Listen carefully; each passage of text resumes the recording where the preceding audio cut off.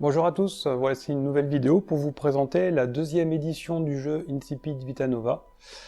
Je vous avais déjà fait quelques vidéos pour vous présenter la première version qui était celle-ci, avec les différents tirages. Là, cette fois-ci, je vais vous faire une série de vidéos pour vous présenter cette nouvelle édition et les nouveaux tirages associés, puisqu'en fait, je l'ai enrichi de nouveaux tirages, par exemple par rapport aux couples ou aux enfants. Et j'ai également changé le design des cartes et j'ai rajouté des cartes supplémentaires. Donc voilà, ceux qui le découvrent, je vais repartir de toute façon de zéro pour tout vous expliquer. Et ceux qui avaient l'ancienne version, la première édition, pourraient faire le comparatif entre les deux. Donc Incipit Vita Nova signifie « Ainsi commence une nouvelle vie ». C'est une phrase qui a été attribuée à Dante dans la Divine Comédie. Et voilà, j'ai créé ce jeu pour qu'il soit un point de départ quelque part, un point de transformation, d'évolution, que ce soit sur un plan physique, émotionnel, mental, spirituel, peu importe. J'ai voulu faire, comme je fais avec ma société depuis 2016, je crée des outils, des méthodes, des produits pour accompagner les gens, que ce soit dans tout ce qui est quête de sens quelque part, que ce soit par rapport à une maladie ou par rapport à des besoins au quotidien, que ce soit pour la relation de couple, la relation avec les enfants, les parents, que ce soit dans le transgénérationnel ou autre, quelle que soit la méthode thérapeutique utilisée, je veux dire, l'important quelque part c'est de trouver du sens et pour pouvoir changer des comportements qui sont inadaptés, puis pour pouvoir vivre notre vie comme on l'entend quelque part, ou comme on souhaiterait la vivre tout du moins. Moi je suis thérapeute depuis 13 ans maintenant. J'accompagne les gens, que ce soit en coaching ou à décoder des empreintes cellulaires. Et j'ai à cœur de pouvoir rendre les gens quelque part autonomes et responsables de leur chemin.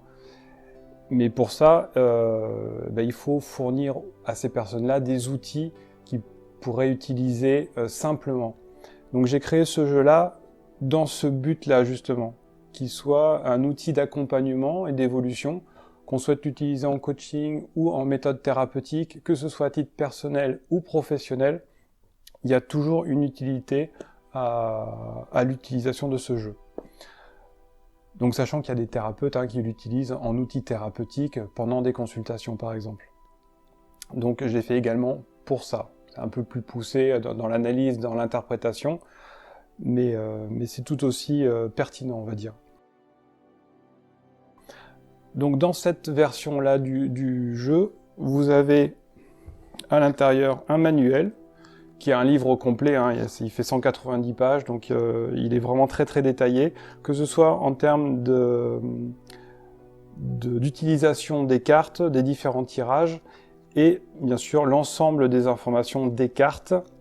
Et à la fin, vous allez trouver également des méthodes de dépollution, par rapport à des entités ou des charges électromagnétiques, des choses comme ça, et un protocole aussi sur l'hygiène énergétique. Je vous en parlerai un petit peu plus tout à l'heure. Donc le manuel complet de 190 pages. Vous avez dans cette nouvelle version le plateau de jeu pour le tirage de la table d'émeraude, le tirage dit de coaching, qui n'était pas dans l'ancien jeu. L'ancien jeu, c'était des accessoires à part, puisque quand j'ai développé le jeu en 2018, j'avais fait une carte qui s'appelait la carte légende de la table d'émeraude, pour apprendre aux gens à positionner les cartes. Et un ami, quelques temps après, m'a dit ça serait bien que si tu pouvais me faire un petit plateau pour positionner les cartes, ce serait beaucoup plus sympa. Donc je lui ai fait. Finalement, il y en a un autre qui me l'a demandé, etc. Donc j'ai développé un plateau. Et donc j'ai développé un plateau sous forme de carton déplié, mais c'était pas forcément pratique. Ça coûtait cher aussi à la production, donc du coup ça revenait cher aussi pour les gens, donc c'était pas forcément évident.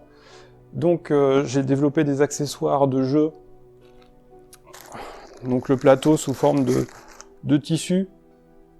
Voilà ce que je vous ai montré tout à l'heure. Et avec les jetons également associés, les jetons dits de priorité, qu'on va utiliser de différentes manières en fonction des tirages. Et donc j'avais mis ça en place à la vente en annexe du premier jeu de cartes. Et donc c'était les accessoires que vous trouverez aussi à disposition pour ceux qui ont le premier jeu. Là, dans cette version-là, les accessoires sont compris à l'intérieur. Donc pas besoin de les acheter à part. Donc les 21 jetons, le plateau, et bien sûr vous avez toutes les cartes. Donc là vous en avez 82. Et donc on va les détailler ensemble hein, pour vous montrer un petit peu. Il y a plusieurs catégories de cartes.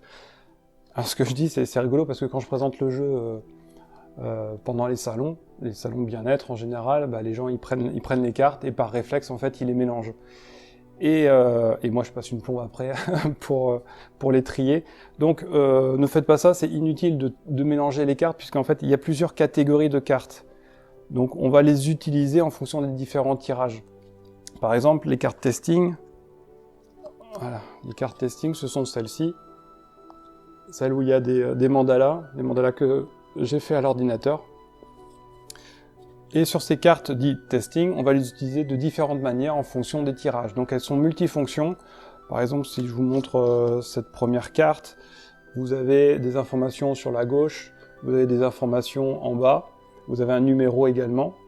Donc on va s'appuyer du numéro pour différentes techniques de tirage et des informations au fur et à mesure du décodage des tirages. Voilà, ça va de 0 à 11, donc il y a 12 cartes dites testing. Vous allez voir en fonction des tirages hein, comment on va les utiliser. Ensuite, vous avez voilà, 48 cartes dites Informa parce que c'est relatif à une gamme de produits que j'ai développé, que j'ai fabriqué et développé en laboratoire et qui s'appuie sur des produits informés.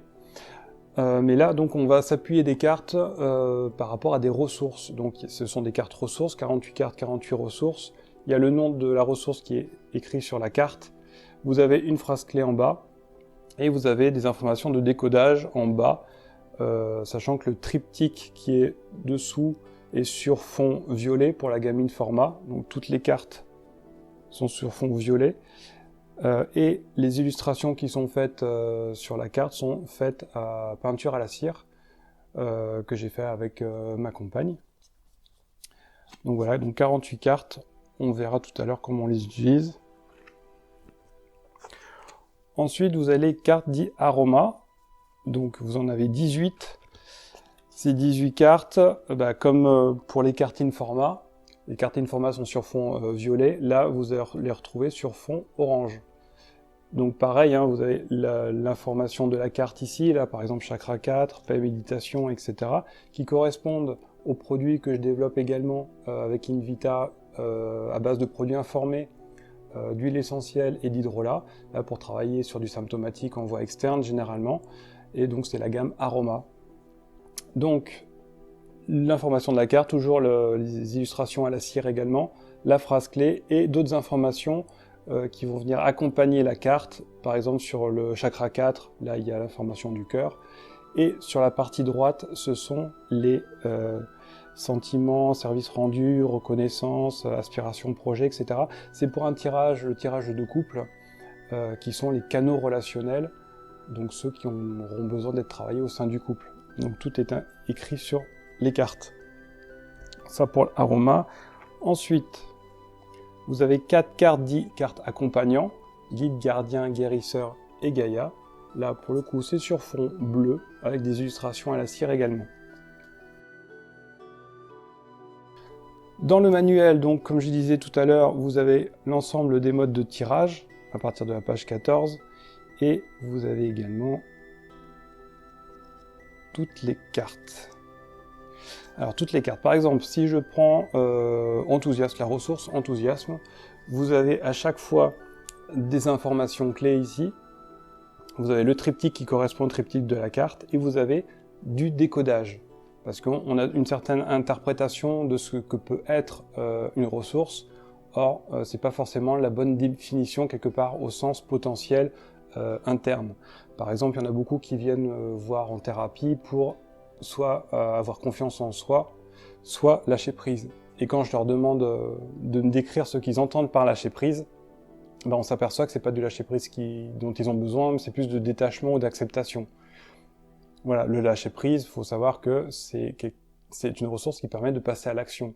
C'est pas quelque chose qui permet de rester sur son canapé quelque part. Donc voilà, enfin, ça c'est un exemple, mais voilà, donc l'enthousiasme par exemple, il y a le décodage ici, et vous avez surtout en fait un plan d'action. Alors un plan d'action, de réflexion et d'introspection en fonction du type de la carte et du besoin que vous avez besoin de travailler. Donc le plan, c'est un plan de coaching quelque part qui vous donne des informations quant à la réflexion à apporter pour changer un comportement. Maintenant, moi, c'est par rapport à mon expérience et mes connaissances de coaching, je vous ai mis quelque chose d'assez simple à mettre en place. Maintenant, en fonction de votre environnement et de vos possibilités, à vous de l'adapter pour faire au mieux par rapport au tirage. Et puis, donc, pour les informats, tout du moins, vous avez les informations vibratoires, on va dire. Ce sont des informations qui composent les produits de soins, mais qui peuvent accompagner également sur la ressource.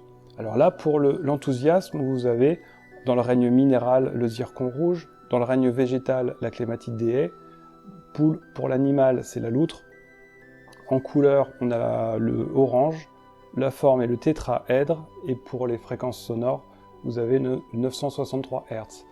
Donc si vous avez plus d'affinité par exemple avec le minéral, vous pouvez vous aider du zircon rouge pour vous accompagner pour cette ressource-là. Si vous êtes plus en lien avec le chamanisme ou le règne animal, vous pouvez vous accompagner de l'énergie de la loutre. Pareil pour les formes, ou si vous êtes sensible au son, vous pouvez vous mettre des musiques en 963 Hz pour l'enthousiasme. Voilà, donc ça ce sont des exemples, sachant que je mets également un complément olfactif. Là pour le coup, pour l'enthousiasme, c'est l'huile essentielle de mandarine rouge. Voilà, en général, on a tous plus ou moins quelques petites huiles essentielles à la maison. Je vous donne des informations quant à leur utilisation possible. Si vous n'en avez pas, bien sûr, c'est pas obligatoire, ça donne un aspect olfactif supplémentaire. Et pour chaque ressource, vous avez également l'échelle de polarité qui permet de vous situer sur cette ressource. C'est-à-dire que lorsque vous balancez, par exemple, soit dans la frénésie, soit dans l'apathie, vous pouvez vous dire que soit vous avez un trop-plein d'enthousiasme, soit vous n'en avez pas assez. Le but de la ressource est de rééquilibrer sur cette échelle-là pour que vous puissiez disposer de la ressource à bon escient. Donc, enthousiasme par exemple. Vous pouvez faire plusieurs tirages avec. Il y a 7 tirages différents. Il y en a 5 qui sont majeurs, qui sont marqués sur le devant de la boîte ici. Vous avez le tirage de couple, le tirage de coaching, les empreintes cellulaires, le tirage pour les enfants et le tirage méditatif, pour la méditation. Je vais vous faire des vidéos concernant les 3 plus gros tirages, on va dire, puisque le tirage pour enfants et méditatif, c'est assez simple à prendre en main, il n'y a pas forcément besoin d'un tuto. Par contre, le tirage de couple, les empreintes cellulaires ou le tirage de la table d'émeraude, ça s'apparente à du coaching. Voilà, c'est un petit peu plus complexe, on va dire. Donc, je vous les ai mis bien sûr dans le manuel, mais vous pourrez également le voir en vidéo sur les prochains tutoriels. Le tirage des empreintes cellulaires, c'est celui que j'avais appelé dans le premier jeu le tirage bioénergie. Pour faire un bilan bioénergétique, on va s'appuyer sur les cartes et pour mettre en conscience une empreinte cellulaire qui nous pose souci. Alors soit on fait le tirage avec une intention posée, c'est-à-dire vous avez une problématique précise, qu'elle soit physique, émotionnelle, mentale, spirituelle, peu importe, vous pouvez la poser sur le papier et à ce moment-là vous allez faire le tirage. Soit vous n'avez pas d'idée précise et dans ces cas-là vous laissez faire le tirage et le tirage va révéler une priorité, une empreinte cellulaire à débloquer en priorité. Ce que je ne vous ai pas dit, j'aurais dû dire ça dès le départ, c'est que j'ai créé un site internet, c'est www.insipidvitanova.fr, où je mets absolument toutes les ressources disponibles sur le jeu, donc que ce soit les différents modes de tirage, vous avez des questions et réponses, vous avez ces vidéos également, vous avez les cas pratiques, vous avez l'ensemble des cartes, des visuels des cartes, que ce soit pour l'ancien jeu ou pour le nouveau. Et je vous ai surtout mis les fiches pratiques. Alors il y a deux types de fiches. Les fiches pratiques type formulaire, où après chaque tirage, en fait, enfin pendant les tirages, vous allez les marquer les informations relatives au tirage. Le but, c'est de ne pas rester en fait avec des informations floues dans la tête après le tirage, en sachant plus ce qu'on a tiré, ce qu'on doit faire. Donc le but, c'est d'avoir un formulaire avec marqué qu'est-ce que vous avez tiré et qu'est-ce que vous allez mettre en place. Quelque part, vous avez cette fiche-là sur le frigo, puis vous vous orientez dessus. Et les autres fiches pratiques, en fait, ce sont des fiches d'accompagnement qui permettent de vous accompagner dans l'interprétation des différents tirages. Par exemple, sur les canaux relationnels, vous tirez un besoin sur un canal relationnel par rapport à la relation de couple, mais vous ne savez pas forcément ce que ça veut dire. Voilà, j'ai fait des fiches pour vous l'expliquer. Pareil pour la table d'émeraude, dans les domaines de vie, on va retrouver couple, enfant, parents. Dit comme ça, en fait, ça ne veut pas dire grand-chose. Il faut aller creuser, voir la définition de ce domaine de vie. Parce que le couple, ça peut être le couple, la relation de couple, ou la relation de couple qu'il n'y a pas, ou notre relation de couple intérieure, donc avec notre féminin masculin, par exemple. Donc je vous ai mis des fiches comme ça, pour vous simplifier l'interprétation, sachant qu'au fur et à mesure des tirages, vous allez voir que vous allez vous en passer, j'espère.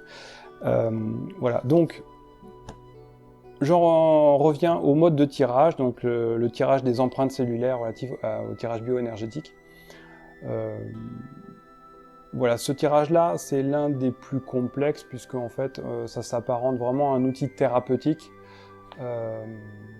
comme si vous veniez me voir en consultation, par exemple. Moi, je vais tester, j'ai une antenne de l'échelle pour tester, donc je vais regarder à quel âge vous avez enregistré la problématique, qu'est-ce que vous avez enregistré en tant que filtre, c'est-à-dire les blessures, les émotions, les sentiments associés, qui se révèlent avec l'antenne de l'échelle, mais qui peut se révéler également avec les cartes. Et surtout, on va tirer des ressources, en fait, les différents produits qui pourraient vous accompagner pour désactiver les empreintes. Donc je parle de produits parce que c'est quand même important d'être accompagné dans la désactivation de ces empreintes cellulaires sur un temps entre 2-3 semaines. Maintenant, si vous avez d'autres moyens, comme la méditation tous les jours, ou vraiment vous pouvez faire quelque chose de manière assidue pour tous les jours rappeler à vos cellules comment faire pour changer l'information, c'est très bien aussi. Je suis pas là vraiment pour vendre des produits pour en vendre, je suis là vraiment pour trouver des solutions qui soient pas forcément faciles, mais simples d'utilisation, pour vraiment changer des comportements, puisqu'en fait c'est ça qui bloque en général. Donc voilà pour les empreintes cellulaires. Sachant que le tuto sera bien sûr beaucoup plus complet que ça pour vous détailler ce qu'est une empreinte cellulaire, comment on travaille dessus, etc. Le deuxième tirage, c'est le tirage de la table d'émeraude. Donc c'est pour ça que le tirage de la table d'émeraude, c'est du coaching, clairement. On fait une photo de votre vie à un instant donné et on répartit des ressources dans l'ensemble des domaines de vie avec des priorités sur l'ensemble des principes cosmiques, et qui sont les clés de la transformation quelque part, et ça vous oriente sur le besoin, les priorités à travailler, disons actuellement. Donc c'est le genre de tirage qu'on fait une fois dans le mois maximum, puisqu'en fait après, il faut mettre en place les actions, les éléments, pour se rendre compte du changement, parce que si on fait un tirage et qu'on ne fait rien derrière, ça sert à rien de faire le tirage. Donc tirer des cartes pour tirer des cartes, c'est pas trop mon truc, et c'est pas trop ce en quoi je vous encourage. Je vous encourage plutôt à tirer les cartes pour avoir des informations. Une fois que vous les avez, qu'est-ce que vous faites pour mettre en place ce qui a été tiré? Voilà, pour changer le comportement qui est inadapté. Donc la table d'émeraude sert à ça, en outil de coaching. Ensuite, le tirage de couple. Donc ça, c'est un tirage qui n'était pas dans le premier jeu que j'ai rajouté. On l'a perfectionné avec ma compagne. Et ça, c'était suite à... en fait, je faisais pas mal de conférences en couple, des conférences sur le couple en couple, et après, je l'ai fait avec une amie. Et la dernière fois qu'on l'a fait, je sais plus quand est-ce que c'était, en 2022, donc on a fait une séance de questions-réponses à la fin, autour d'un repas, donc c'était vraiment super sympa. Et au moment où une personne posait une question, j'ai l'ensemble du tirage qui m'est arrivé en tête, et je lui dis mais ça serait excellent de pouvoir proposer un tirage de jeu de cartes à deux, voilà, en couple. Et donc du coup c'est ce qu'on a fait avec ma compagne, on a pu travailler ça à deux justement, et on l'a proposé à des amis pour voir un petit peu la crédibilité et affiner un petit peu ce tirage-là. Et donc voilà, donc avec ces cartes-là, il y a un tirage qui est possible, qui est le tirage de couple, à faire seul si on le souhaite, mais l'idéal c'est quand même de le faire à deux. Donc je vous propose également un tuto sur ce tirage-là. Ensuite, pareil, il y a une amie qui utilisait les cartes avec ses enfants et elle m'a expliqué comment elle faisait. Et ça semblait être intéressant de pouvoir proposer un tirage de cartes pour les enfants, puisque moi, le jeu dans sa première version, pour les enfants, c'était un peu compliqué quand même au niveau interprétation des éléments, puisqu'il y avait beaucoup d'informations. Déjà, pour les parents, c'était pas évident, donc à expliquer aux enfants non plus, et à mettre en place sur des choses qui sont plus pour des adultes. Encore pour des adolescents ça passait, mais des enfants plus petits non, c'était pas forcément adapté. Donc mon amie qui m'a décrit comment elle faisait avec ses enfants m'a dit comment elle avait adapté les tirages et les informations pour ses enfants. Et donc voilà, j'ai pris en compte ça et donc j'ai proposé avec à l'aide de dessins en fait, tout simplement, d'accompagner l'enfant à révéler ses ressources intérieures et à potentiellement changer un comportement pour qu'il aille mieux tout simplement. Mais en changeant ce comportement-là, on voit que le tirage révèle aussi le besoin qu'ont les parents dans l'accompagnement de l'enfant. Donc c'est ça qui est important aussi, c'est de ne pas laisser l'enfant seul. Allez, vas-y, débrouille-toi. Non, non, non, non.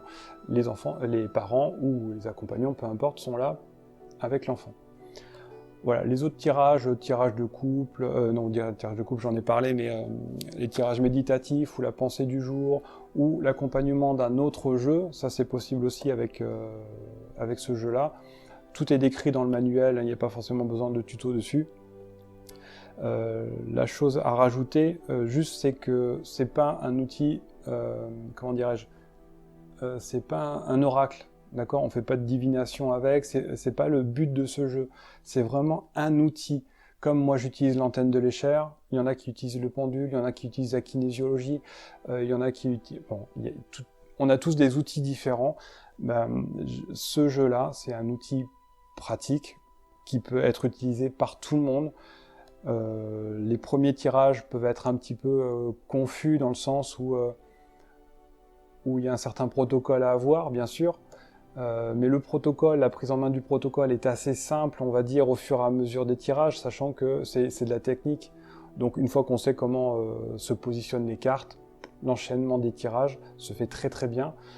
Le plus gros, le plus difficile, ça va être l'interprétation. Mais encore une fois, plus vous allez le faire, plus vous allez voir que l'interprétation, elle est ciblée. Encore faut-il avoir les réflexes. Et les réflexes, c'est pour ça que je vais vous en parler dans les prochains tutos. Voilà, par rapport à cette deuxième version du jeu, chose que je peux vous dire encore, c'est par rapport au postulat de base. C'est-à-dire que vous pouvez utiliser n'importe quel jeu, mais si vous n'êtes pas en accord avec les postulats de base, quelque part, ça sert à rien. Donc, je vais vous en parler rapidement. Le hasard n'existe pas, c'est juste une autre composante du temps. Il y a un événement physique externe qui rentre en résonance avec un état psychique interne. Ça, c'est ce qu'on appelle la synchronicité. Le jeu va se caler sur ce genre d'information, sur une autre composante du temps qu'on appelle Kairos, qui met de la profondeur en chaque instant et qui va nous donner une information. Donc le jeu révèle ce type de composante temporelle, en dehors de cette notion de hasard qui est une notion qu'on utilise généralement parce qu'on ne comprend pas comment ça fonctionne. On dit que c'est le hasard, c'est une coïncidence. Non, non, pas du tout. Il n'y a absolument aucun hasard dans l'univers quelque part, il n'y a qu'une notion de résonance. Bien sûr, en deuxième postulat, c'est que vous êtes libre de prendre tout ou partie des informations transmises. Vous avez le choix de votre orientation et de votre évolution. Bien sûr, le jeu va révéler des informations vous seul avez l'opportunité de savoir ce que vous voulez en faire. Donc, vous avez les informations, vous les notez pas, vous les suivez, vous ne les suivez pas, peu importe quelque part, c'est de vous avec vous-même. Et c'est en ça où je disais au tout début que j'ai développé ce jeu pour que les gens soient autonomes. Donc vous êtes autonome, vous avez l'opportunité d'évolution. Maintenant, est-ce que vous le voulez, maintenant ou plus tard? À la rigueur, il n'y a que vous qui puissiez le dire. Donc vous seul avez le potentiel de vous guérir, d'évoluer et de vous transformer. Tout le reste n'est là que pour vous y accompagner. Oui, le but du jeu, c'est de créer une transformation interne. Soit par une prise de conscience, soit par le biais des empreintes cellulaires avec un produit, soit dans votre relation de couple pour que l'autre ou vous-même vous l'accompagniez dans une démarche d'évolution à deux. Mais il n'y a que vous qui puissiez vous guérir, c'est-à-dire que comment dirais-je, je sais pas comment le dire autrement, quoi. Il n'y a pas de sauveur quelque part, ni le thérapeute, ni le jeu, personne. Il n'y a que vous. Donc le but, c'est vous avez toutes les informations à l'intérieur de vous, c'est évident. Maintenant, il y a beaucoup de filtres, il y a beaucoup de voiles, il y a beaucoup de flou, il y a beaucoup de comportements, de schémas parentaux, sociétaux, amoureux, religieux, etc. qui nous empêchent de voir certaines choses. Le jeu, il va révéler des informations, encore une fois, et c'est vous, par le biais de ces informations-là, qui allez vous guérir. Comme si vous veniez me voir en consultation, bah c'est pas moi qui vais vous guérir. Moi, je vais vous transmettre les informations que vous avez vous-même à l'intérieur et vous dire comment vous pourriez faire pour changer ces informations-là. Ensuite, c'est à vous de faire le boulot quelque part. Vous créez votre réalité à travers les filtres de vos différents plans de conscience. De ce fait, vous êtes pleinement responsable de votre chemin. Bien sûr, ça c'est l'un des 7 principes cosmiques, le principe de mentalisme. Vous créez votre réalité. Donc, là où vous en êtes maintenant, quelque part, c'est vous qui l'avez créé. Pas forcément conscient, bien sûr, il y a des choses un peu lourdes, etc. Il y a beaucoup d'inconscient derrière toutes ces empreintes cellulaires, derrière tout ce qu'on vit au quotidien. Mais il n'empêche que, sur un autre plan, c'est vous qui créez cette réalité, donc vous avez l'opportunité de créer des choses différentes. Voilà, il faut sortir de cette croyance de on n'est pas responsable ou de je peux rien y faire, de l'autodévalorisation ou l'autosabotage. Non, non, vous avez une force incroyable à l'intérieur, vous pouvez l'utiliser. Et quelque part, vous devez l'utiliser, enfin, pour vous, pour vos proches, et puis pour pouvoir vivre la vie que vous voulez, en fait, tout simplement. Ensuite, en autre postulat, nous faisons tous partie d'une histoire commune où chacun a sa place. J'entends beaucoup dire, des personnes dire que d'autres ne leur laissent pas la place, etc. Mais en fait, vous avez la place, c'est clair. Chacun d'entre nous, on a notre place sur Terre. Maintenant, c'est aussi à nous de la prendre quelque part, puisque à partir du moment où il y a un vide, la nature ayant horreur du vide, bah, d'autres vont venir la prendre. Mais c'est pas qu'ils vous la prennent, c'est que la place est vide. Si vous la laissez, d'autres vont la prendre. Enfin, c'est assez évident quand on commence à comprendre en termes d'énergie ou de champ électromagnétique. C'est très très cohérent tout ça. Donc vous avez votre place. Maintenant, les autres aussi l'ont. Et on vit une histoire commune. C'est-à-dire que si vous évoluez, vous interagissez sur vous, pour aller mieux, bah forcément vous allez rayonner d'une certaine manière que vos proches vont aller mieux. Et si vos proches vont mieux, bah leurs proches vont aller mieux, etc., etc. Et c'est comme ça qu'en fait on change toute une planète. L'ambition, quoi. Nous faisons, donc on fait partie tous une histoire commune, vraiment. Mais pas seulement avec les humains, hein, avec les minéraux, les végétaux, les animaux aussi. On vit tous sur cette planète dans un même espace-temps quelque part. Ensuite, un autre postulat, l'univers est en perpétuel mouvement. Tout est à réinventer à chaque seconde. Donc ce qui était vrai hier est différent d'aujourd'hui, et ce que vous pensez être vrai ou être ne pas pouvoir être modifié maintenant, bah pensez bien que demain ça va être modifié d'une manière ou d'une autre. Tout l'univers est en mouvement, absolument tout le temps, à des vitesses vertigineuses quand on y réfléchit réellement. Du coup, on ne peut pas rester figé dans une certaine forme de croyance ou dans un certain comportement.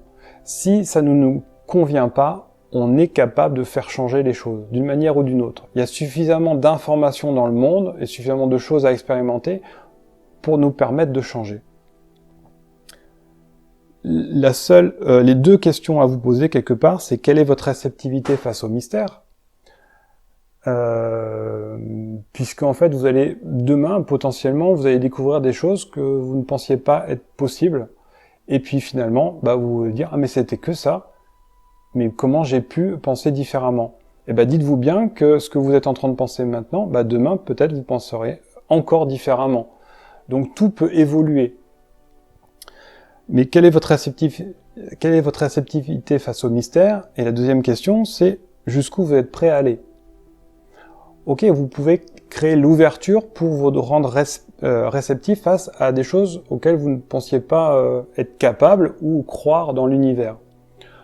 Maintenant, est-ce que vous êtes prêt à les accepter et à les prendre comme étant votre propre croyance ? D'accord ? Si je vous parle d'entité, par exemple, il y en a beaucoup même plus que ça. Je vais vous parler d'univers parallèle, par exemple. En conférence, c'est génial quand je commence à partir sur des ésotériques, par exemple. Je perds un petit peu ceux qui se disent super scientifiques et je commence à partir sur des univers parallèles. Donc là, je vois souvent les hommes. Je vois le regard des hommes et le visage qui se décompose un petit peu en disant putain, c'est qui ce mec encore quoi niveau ésotérique. Et donc ça me fait bien rire, sachant mon cursus scientifique et à quel point j'ai été dans ce milieu scientifique en fait, et je m'actualise sans arrêt au niveau science.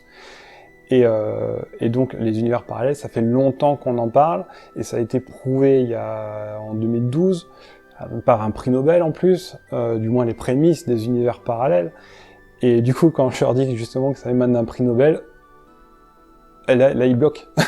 Là ils bloquent. Et donc en fait, ça c'est quelle est votre réceptivité face à l'existence des univers parallèles, par exemple, et jusqu'où vous êtes prêt à aller, puisque il y a encore quelques secondes, vous croyez que ça n'existait pas. Là, je commence à vous prouver quelque part, rapidement, que ça existe. Du coup, est-ce que vous êtes prêt à changer de croyance directement, à le réintégrer dans votre système ?